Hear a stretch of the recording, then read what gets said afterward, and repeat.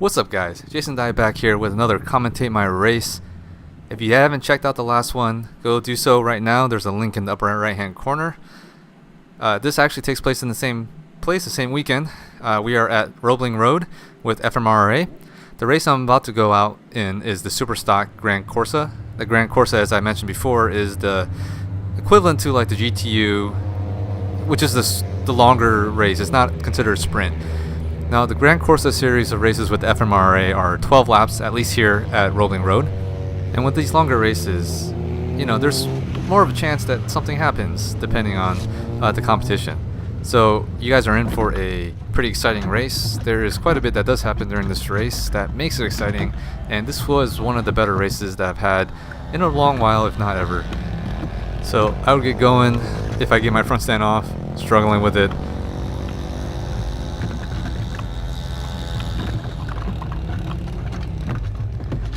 There I go. Front stand is off. Now to get the rear warmer off so I could get out to pit lane to get ready for my warm-up lap.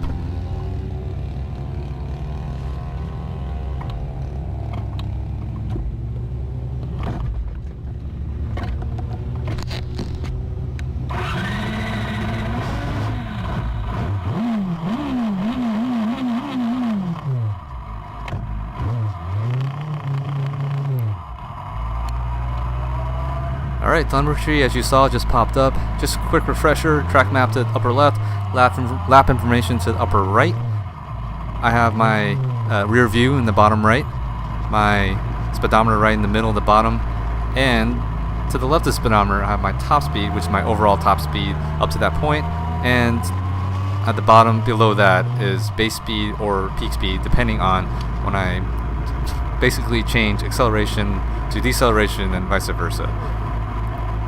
Now, if you are wondering how to get this information onto your own videos, I'm actually going to be putting out a video hopefully this Friday, or the Friday after this video, or soon after this. Next video should be the one where I kind of walk you guys through a tutorial, if you will, of adding this telemetry onto your own videos and how I do it. So be on the lookout for that. Should be pretty good. And telemetry isn't absolutely necessary, but it does add an extra dimension to your race videos, to your track videos. Gives you an idea. It could also be used as a learning tool to see how fast you're going through corners, see what your upper and lower speeds are, you know, through each section, where kind of like where you are throughout the track, if you didn't already know. And having lap times. I mean, lap times are not the end all be all. They're not. You shouldn't use lap times as solely as the gauge to whether or not you're improving or not. Lap times, though, are a good metric to determine whether or not improving, because I mean, we are all about, you know, getting faster, and getting faster around the track means going around the track faster than you ever have. So just waiting on race control to let us out onto the track. Now, Roebling is kind of an interesting track because the infield is completely enclosed, so that means that in order to get on and off the track, you actually have to cross the track surface. A little bit of a stall there, no worries. Gotta start back up. Here I go out. So between sessions, they normally will kind of shut down the track, so to speak. I mean, no bikes on track for a couple minutes to allow any cars or vehicles or people to cross over the track, so they can either get off the track or get out of the track area or get back on into the track infield. Alright, so I shouldn't have to say too much about Roebling and each turn. My last video kind of covered most of those. And as far as warm-up lap though, that's something. So there's a bunch of varying ideas or opinions, if you will, about how you should take your warm-up laps, and it really just depends on you. Some people like to take it fast because they argue that they want to get some heat into those tires so that the tires are closer to the optimum temperature by at the start. Others are kind of like, hey, I'm going to take it slow, just kind of warm up my mind, my body. For me, you know, depending on how I feel, I normally take it actually a little quicker, just so that like I can kind of put myself into that mode, into race mode, into going fast mode. Alright, so rounding out the last corner right now. Something important also when you're racing, I guess it's not too important. If people know the track, then it's not that big of a deal, but it doesn't hurt to put out your hand to say, hey, I'm slowing down, because I'm coming up to start finish. So in case someone wasn't paying attention, they would know, or they would see, and maybe it would just kind of remind them, hey, we got to slow down to the start. All right, so rolling up to the start, I am second place because I qualified second again, lost out to Brandon Saylor, who you can see out to the race official. Actually, I don't know, I didn't even notice, but there's a crack along the screen of my GoPro. I'm not sure how that happened. A rock must have came up and hit it, but anyway, no big deal. So I am in second place right now, qualified second. To my left, you can kind of see actually in the rear view, there's Alejandro, cool guy. But here we go, lights up, revs up, lights out, let's go. That caught us off guard. That light went out pretty quick, and this was actually the first time I've ever raced with those lights. So Alejandro, great start, but a little better into turn one. I am. Alright, so at this point I'm like, great, I got kind of the hole shot. Didn't have like the best start, but I kind of got a hole shot into turn one. And I'm feeling like, alright, I got to pick up the pace. Little did I know I wasn't actually going that fast, but in any case, even then, I think I was turning about a 117 pace at this point. And Alejandro, up to this point, I think it was 118 or 119 was his best time, so he's doing a really good job pacing me at the start, and it seemingly seems like he has really good corner speed, which actually he normally does. Having raced with him a couple times, or having rode with him like a couple times at like PBIR, he has really good corner speed. That's something that he's really strong with.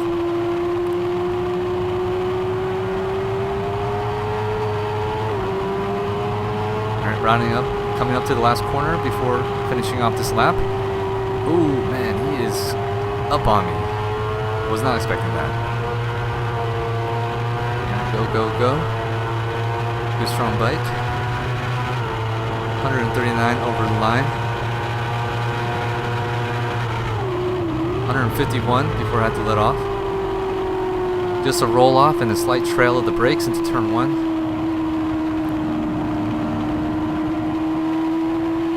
Trying to square this corner off, that way I could get a better drive. Now, you can see that Alejandro has been passed by Aaron Hernandez. For Aaron Hernandez, this is also his first race with FMRRA. He races with WERA normally, and he's actually doing really good in the points for his amateur championship, or as WERA would call it, the novice championship. Aaron kind of came out of nowhere. I was not expecting him to actually come in, like, kind of give me a run for my money. Because during practice and qualifying, he wasn't actually turning times that were that great. He qualified 4th, I think, in all the races. But he's actually a pretty strong rider.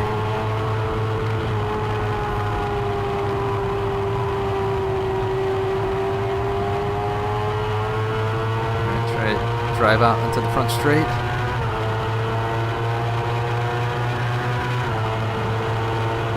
Doing a really good job of keeping up with me into the slipstream. Aaron is kind of looking, practicing. Not feeling like he can make that pass without kind of causing a shifty situation, maybe pushing me off the track. Turn one would be a horrible place to go off because it's a really fast corner, especially on the entry. But that kind of hurt him a little bit. He's kind of falling a little back, but I'm sure he'll make it back up. So at this point, I'm feeling pretty good, leading since the first lap.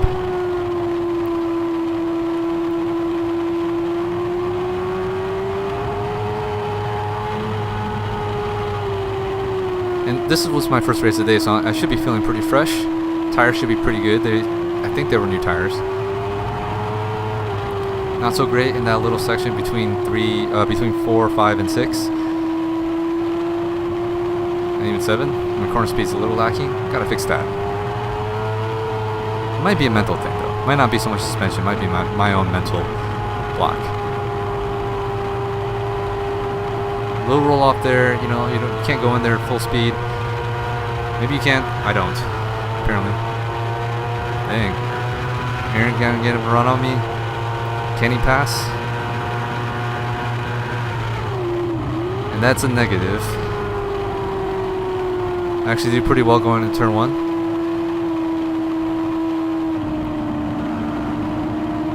That's one of my favorite places to pass because I can kind of get a lot of people like off the draft on the front, on the long front straight, and by the time I go into turn 1, I'm good enough going into turn 1 that I could usually hold anybody off that's behind me, unless they're just freakishly fast, and there's quite a few people that are.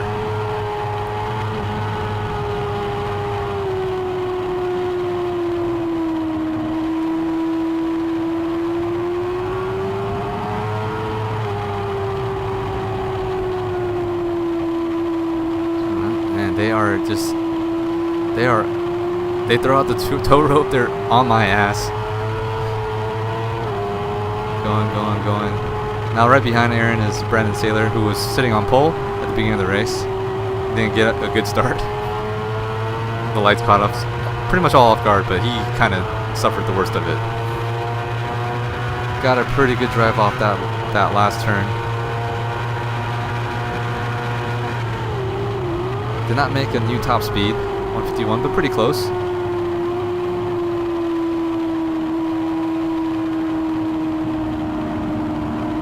Even though I thought I created a gap, they kind of closed it up in turn 2, or by the exit turn 2, and they're going to be closing it up, with no doubt, after this turn 4, 5, and 6, where it appears that I am the weakest. As far as lap times go, you know, I'm consistently getting a little faster at a time. 18.3, 18.0, then 17.6, 59. Not too bad. Alright, so you heard that like upshift. I missed the shift. So that killed my drive going into that turn, and both Brandon and Aaron get by me.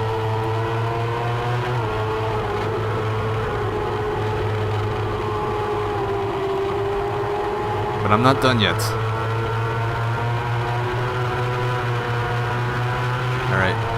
Get actually a pretty decent drive out there. Closing it up on Brandon.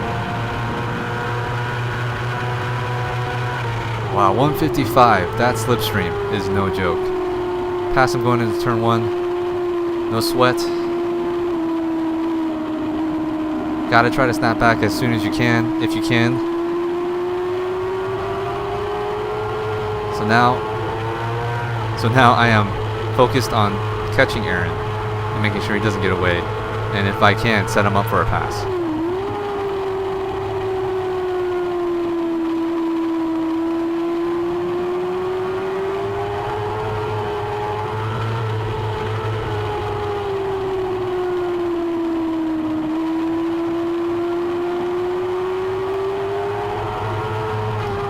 Now, as you saw earlier, like when I was out in front, they had a lot better corner speed and catching me, and it seems like it's still the case, but to a lesser degree when there's someone else in front of me. When someone else in front of me, I've said it before, I'm more of a fox, not a rabbit. I do better chasing people.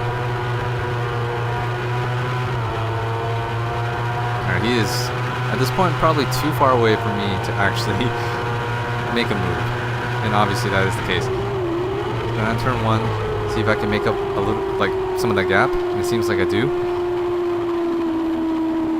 Let's see if I can hold this gap. A little bit of wiggle coming out of turn 2, possibly a little hard on the gas. To be honest though, I think during the race I didn't even feel it.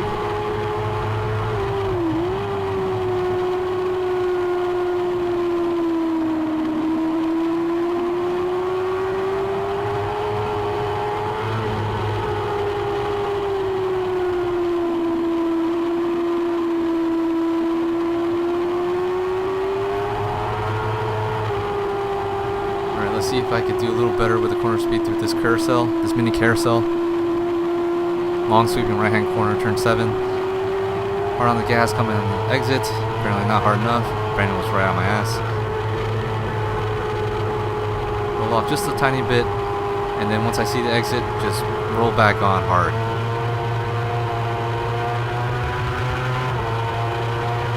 Still not close enough. He still puts a little too much of a gap on me. That lap was not nearly as good. fell back a little bit on the lap times.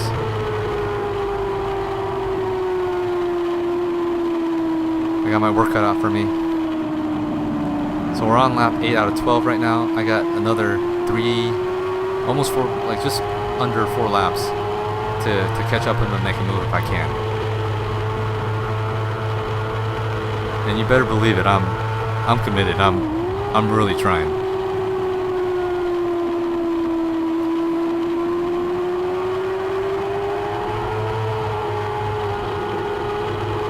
Turn 4.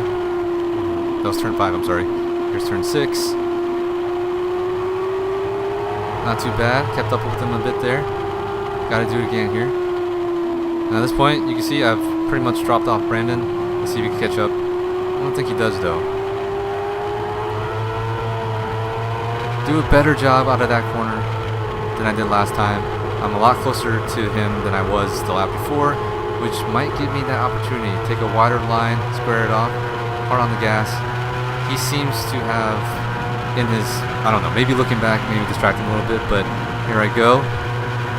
Strong on the draft. Back by him. Back into first place overall. Normally, like, so Aaron's an amateur or a novice, a yellow plate, and I'm an expert, a white plate. And normally we wouldn't be actually racing against each other, except that, like, being on the track together. Like, he has his championship, I have my championship points and everything. But with the Grande Corsa series of races with FMRRA, they pay out for the top 3 overall. So, you know, it doesn't matter if you're first amateur in the Grande Corsa, you have to be first overall in order to get the full payout. I think there was also payouts for second and third, albeit smaller ones. But this actually, like, let's take a step back. This race didn't pay out because we were 1 short of enough bikes for the payout, which was kind of sad. So far my best lap, 116.65.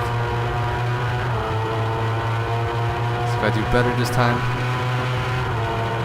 116.320, and best so far, probably the best of the race, to be honest. Actually, you know, I said that I do better when someone's in front of me, and that's absolutely true. Sometimes, after I pass somebody, I turn in my fastest laps too, because I am, like, on a mission to make sure they can't get by me, so I ride a little harder.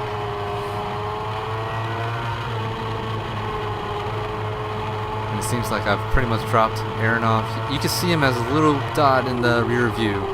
He is actually probably closer than he appears to be in that rear view, because with the GoPro wide angles, they kind of distort your sense of your distance.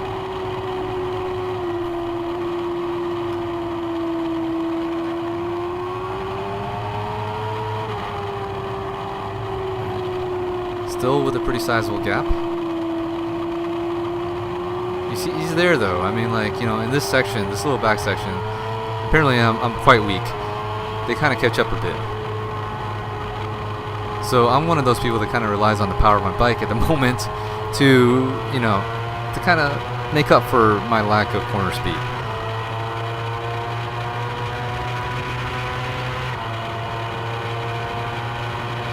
Another 116.690. Not quite as fast, but still going at a pretty good pace, at least for that weekend.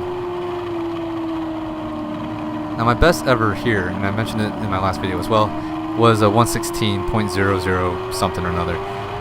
It was a 116 flat, so I'm at the door of 115s. You know, I just need more seat time, need more practice. This year has not really given me a lot of opportunities to ride as often as I used to, because of my son being born and all that stuff.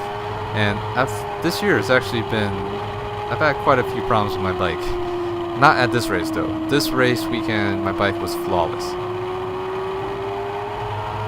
It was just me, you know. Haven't been to Roebling for probably almost a year at this point. Alright, coming up on lap traffic. Don't have to worry. Gonna back off because passing there is really sketchy. That gave Aaron a little bit of opportunity. You see, he kind of closed up a little bit, but will it be an issue? I don't know. He is catching up. No, you can't take the inside here. Not with me. All right, last lap. Now I'm not sure where he is at this point. I don't look back. I'm solely focused on what's ahead of me. And even if I do look back, I'm really bad at it. So I can't normally see anything when I kind of try to sneak a peek back. But I did not know Aaron was actually that close. I just kind of assumed that he was, running the pace he was.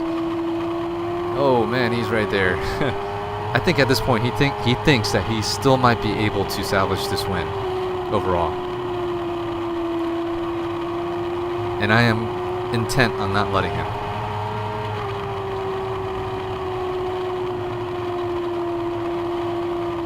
Yikes, he is right there. For a second he thinks he could take the outside line, but maybe switch back to the inside. Bike's a little too strong on the acceleration, so he can't.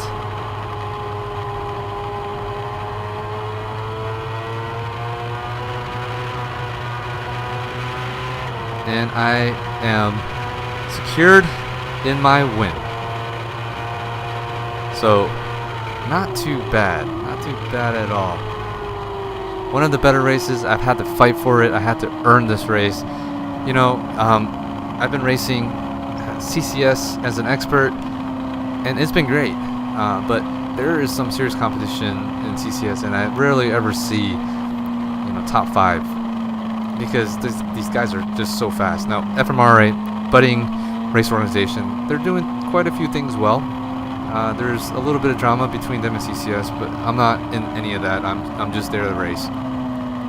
In any case, especially since most of the FMRRA racers are based in South Florida, the word on the street was a lot of them couldn't commit to driving out so far as Roebling to race. So the attendance was quite a bit lighter than quite a bit lighter even for them.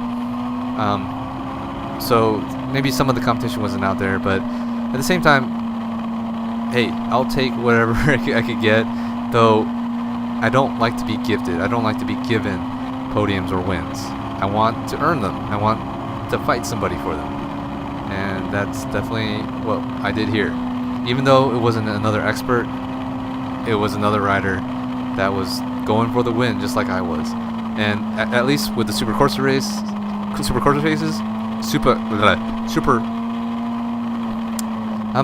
the Grande Corsa races, we are actually battling each other for sure. Even though, points wise, the points that he gets is separate from the points that I would get.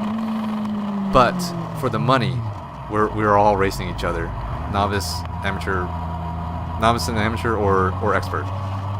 All right, so that will do it for me for this episode of commentating my race. Hit that like button if you found this race fun, exciting, or learned something from it. Hit that subscribe button if you're new here, or if you aren't subscribed. Why not? And with that said, I'll see you guys in the next one.